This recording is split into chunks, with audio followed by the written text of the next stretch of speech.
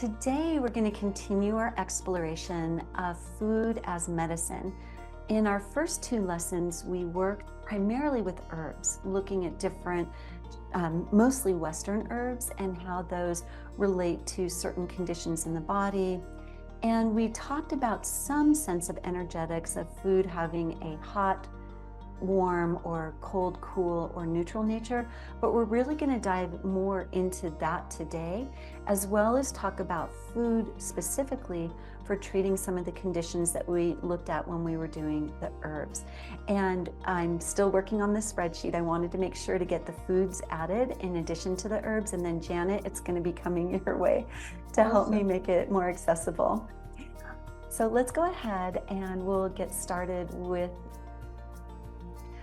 All right, so everything in the world has energy, and two of the primary sources of energy that we use every day are air and food. The body turns these energetics into qi that can be used to create blood, create fluids, keep those blood and fluids moving throughout the body, and help each of the parts, the organs, the muscles, tissues, cells, all the way down to the teeny tiny mitochondria, do their jobs. And I'm going to do the same exact review of some of the concepts that I did before, because we're spiraling back. We need to always keep grounded in this idea of where this information comes from, where this understanding for energy has its roots. So we need to remember that Chinese medicine looks at a holistic healing system. Our bodies are not separate, mind, body, and spirit. Everything affects everything else, and that's where the term holistic comes from. The entire purpose of Chinese medicine is to use various tools and ways of thinking about our body and the world to balance our vital energy, our qi, and to harmonize yin and yang energy, the opposites within, the coolness of the yin with the warmth of the yang. And the reason we want to balance this is that health is viewed as a state of balance and disease is imbalance. Whenever we get out of balance, that's when the problems start. Western foods are integrated based on their therapeutic properties and effects on the body's balance. Again, to review some of the key concepts that we'll talk about throughout, qi is that vital life force energy flow. It's what makes the action of the body happen. Yin is moon, stillness, darkness, coolness, receptivity, and the fluids, the actual substance of the body. Yang energy is the sun, activity, brightness, warmth, assertiveness, or any action the body takes. So for example, if we look at the yin-yang relationship, the yin would be the blood, the pumping of the blood would be the yang. We always have an action and a substance that the action is acting upon. Jing essence is likened to our core energy, supporting the overall vitality and the preservation of life force throughout your entire existence. All of these are understood within the nature of the 5-element theory: wood, fire, earth, metal, water. These symbolize dynamic interactions, and keeping these elements as well as yin and yang in balance are what keep us healthy. So again, the emphasis is balance. You know, like in real estate, they say location, location, location. In Chinese medicine health, we talk about balance, balance, balance. So again, we're looking at this yin and yang, this heat, active energy, cooling, and then we look at within the 5 elements how they support each other. So this outer circle is wood supports fire because wood is needed to create fire. Fire supports earth because the ashes then create the nourishment for the earth. The earth supports metal because the elements within the earth create the stone, create the structure of the minerals within metal. And metal supports water because then the minerals are nourishing the water, which then in turn nourishes the wood. We start with liver A strong liver supports our heart because the liver is very important in the blood. The heart supports the spleen by creating this pumping action for the blood to flow from the food. Then the spleen and then supports the lungs, which then support the kidneys. So everything is supporting. And then we have our controlling cycle where water controls fire. Fire controls metal. So if you think water douses a fire, fire can melt metal and completely destroy it. Metal controls wood. Think of an axe and chopping down the tree. And wood controls earth, as you have grasses that create this structure. You think of a place that's eroded, it's where no grasses are located, where the earth is not controlled. And then earth controls water. Think about where you have too much earth, you can have that sludginess, or you can have that perfect balance within. As we start looking at food, stuff you eat every day, the first thing I want to have you think about before I talk about the rules are that food always has an effect on your body. Always, always, always. Whether you're eating for flavor or you're being mindful of eating for a healthy body, your food is going to affect you. So never think there's not an effect. Every choice you make matters. So let's just keep that in mind, that your food is not just about, oh, yummy, tastes good, I'm getting calories. Your choices have a dramatic effect on the balance that we were talking about earlier. Two very simple rules when we look at the energetics of food therapy are, you treat hot conditions with cooling foods.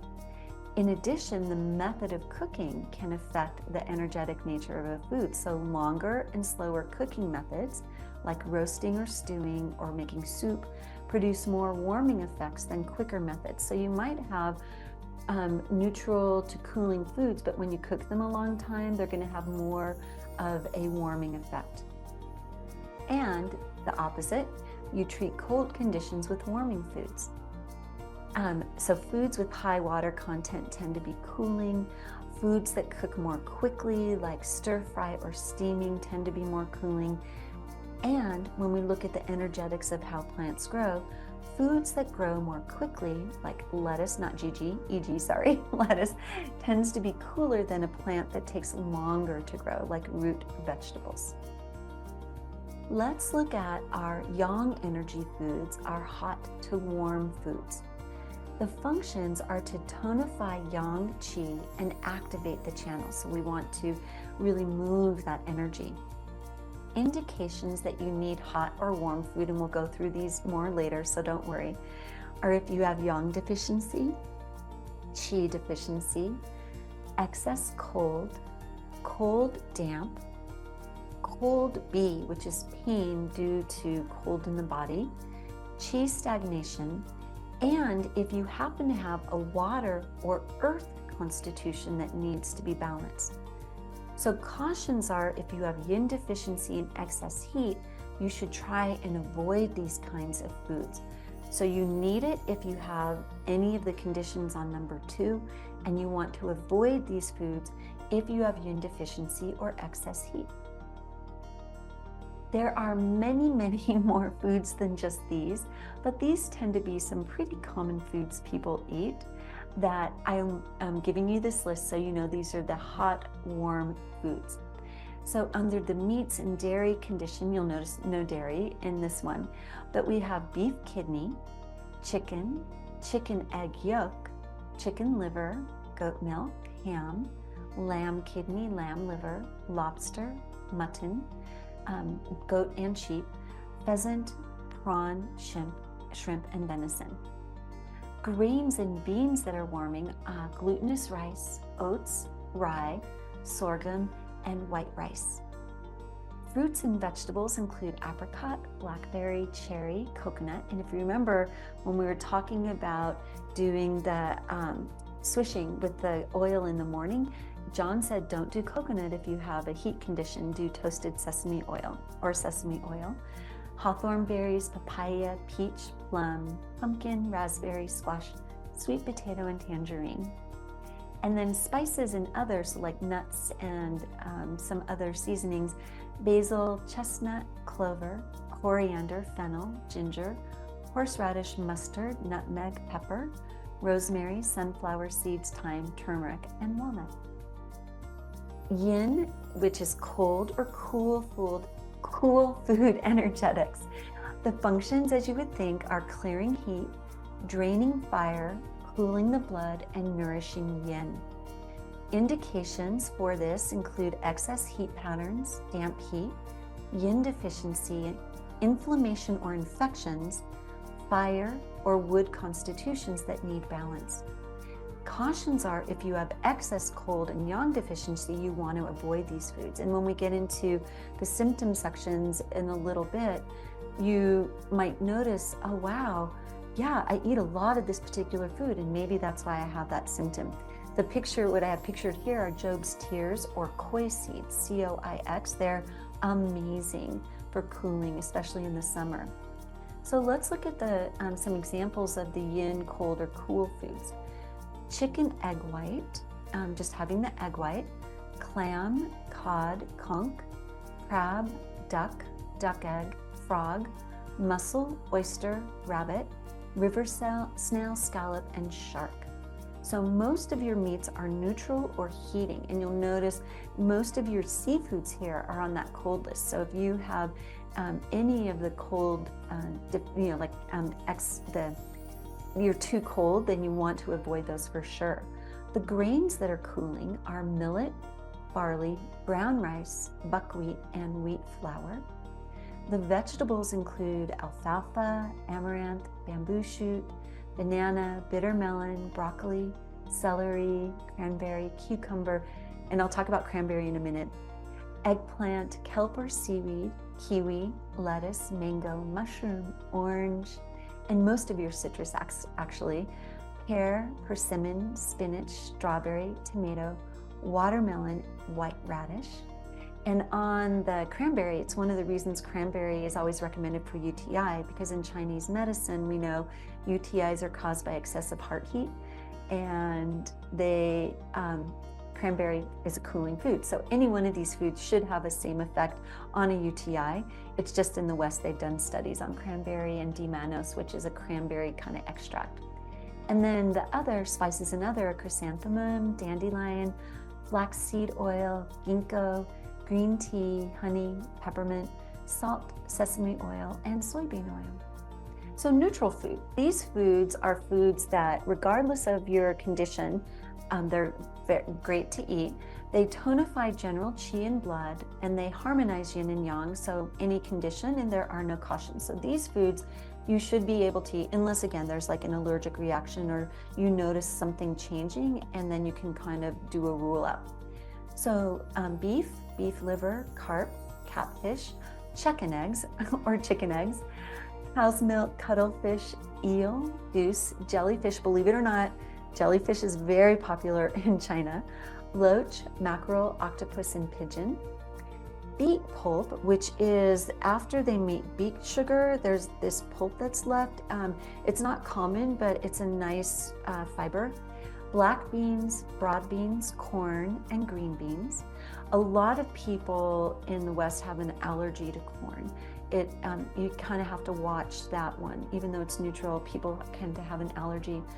Apple, asparagus, cabbage, carrots, cauliflower, Chinese cabbage, also called Napa cabbage, dates, both Chinese dates, jujubes, and like medjool or any of the other Western dates, ginkgo, lemon, longan fruit, lotus, lychee, pineapple, potato, radish, and yam. And then black sesame oil and black sesame seeds. And the black sesame oil, think of tahini, right, is ground, so you can also do the black tahini, peanut oil, rock sugar, and white sugar. Those are neutral foods. Food, neutral, hot, cold, warm, cooling, has an action on the body. So food always has an action. It can either be a qi tonic, so tonifying the qi, blood tonic, yin tonic, yang tonic. It can resolve stagnation. I was just reading a very fascinating article on research about different vaccination delivery mechanisms that actually cause stagnation, very severe to the level of clotting and whatnot. So it's very, very interesting. But it can resolve stagnation and transform phlegm. So we're going to look at food doing these things. So just a reminder, and there are some similar symptoms from when I did this for the herbs and some additional symptoms. Qi deficiency is characterized by fatigue, general weakness, exercise intolerance, anorexia, chronic diarrhea, loss of body weight, muscle atrophy, shortness of breath, asthma, urinary or fecal incontinence, and a tongue that is pale and wet. I'm putting it here knowing we're going to be doing tongue diagnosis, so don't worry about what that means right now. I just want to have it so when you have the handout for later, you'll understand, oh, that's the pale, wet tongue. It doesn't have to be all of these symptoms, right? Remember when you're diagnosing, you're going to really kind of compare the different list and determine, and then you can also do the online assessment I have. But this is a nice way to look at what's going on here. So qi tonifying foods or qi tonic foods, there are a lot of different things that can help. You'll notice some are warming, some are neutral, some are cold and cooling. So you would want to really look at, all right, do I have hot symptoms from the herbal, when we did the herbal lesson? So you'll look at those symptoms, and then you'll be able to look here. Let's say you've been perfectly neutral, things are good, but you have these symptoms of qi deficiency. You would want to draw from this list to supplement and nourish your qi. And it's important that we understand that these foods have not only the heating, warming, cold, cooling action, they also affect different of these different tonifying elements. So you'll notice here that there are some foods that I didn't put on the heating cooling list. So you can feel around, you can just kind of assess your body symptoms. This is most important, and address this issue first. And then if you have hot, cold symptoms, then you can address that and go neutral as much as needed. Okay. So questions when we're looking at this idea that foods can be hot or cold, and they can also address qi tonifying. So let's say, for example, you have been too hot and you also are qi deficient. You would choose a neutral food like beef or a cooling food like millet. So it's kind of like dovetailing. And remember, on the spreadsheet, we'll have this cross interaction, and Janet will help me make that even more efficient. So you're going to look at the different effects. So you'll pull from, you can have a couple of things going on at once. So if you're neutral, all of these foods are fine for you. So if you don't have hotter symptoms or cold symptoms, you can choose any of these foods and then just see what happens. Blood deficiency symptoms include dry eyes, fatigue, weak eyesight, especially at night, dry or dandruffy skin, dry or cracked feet, lack of stamina, palpitations, restlessness, you're easily fatigued, your tongue is pale and dry. And foods that help with this, again, they do the spectrum. They go over the spectrum of hot, cold, or neutral foods, and they have a nice blend for you to choose. Pork skin, eggs, and that's the whole egg, not just egg white or egg yolk, and that's what makes it neutral. Carrot, long gone fruit is what's pictured here. It's called dragon's eye. Can you see how it looks like a dragon eye? It's my favorite fruit. Oh my gosh, I'm obsessed when it came out every fall when I lived in Shanghai. Sardines, heart of the beef, or of the, beef heart, beef liver is what we're looking at for those. Kidney beans, dates, apricot seeds, and so on. So this tonifies the blood to help offset these symptoms. If you remember, we have herbs that tonify blood, and now you know you also have food that can tonify the blood. Yin deficiency, some symptoms include you're standing in front of the air conditioner You cannot keep cool. You're panting, you're thirsty. You might have a prolonged, like low residual fever or afternoon fever. Your eyes are red, not necessarily dry, but red. Night sweats, dry skin, dry cough, restlessness, gastric ulcer or a tongue ulcer, and your tongue is red and dry. Those are signs of yin deficiency. And the foods, again, for yin tonic, some will be on each of the different lists, but these foods will help really create fluids in your body. When we're looking at the yin, we're dry. Our bodies are dry, just like this land here. And so you need to reclaim the fluid level within your body, making sure the fluids are plentiful and where they need to be. Because remember, you can have edema, you can have fluid in your body, but that is a problem that we'll talk about in a minute, looking at phlegm and damp conditions. So these are foods that are really good for tonifying. And again, you could look at, all right, if you're neutral, all of them can be eaten. If you're hot or warm, then you need to choose some. And if you're cold or cool, you need to choose others. And so we'll have cross-reference also. Yang deficiency have the same symptoms as qi deficiency. So all of these here can apply to yang deficiency. So you'll have these plus. You will be warm seeking. You're going to be sitting in front of the space heater, bundling up as much as you can. You will also have coldness either of the ears, nose, the back, or the limbs. You'll actually touch them and you'll feel cold. A pale complexion, a slow metabolism, and your tongue is pale and wet. So yang tonic foods include venison, mutton, kidney, shrimp, lobster, prawn, and for those veggies or vegans, walnuts and raspberry. Most of these foods are warming, and it makes sense that if you have any of these yang deficiency symptoms, you're just too cold, and so you're going to want to eat foods off the warming list, and these are specific ones that tonify the yang even more intently than just warming the body. These are going to get deep within and go within the yang elements of each of the organs and tonify that yang energy.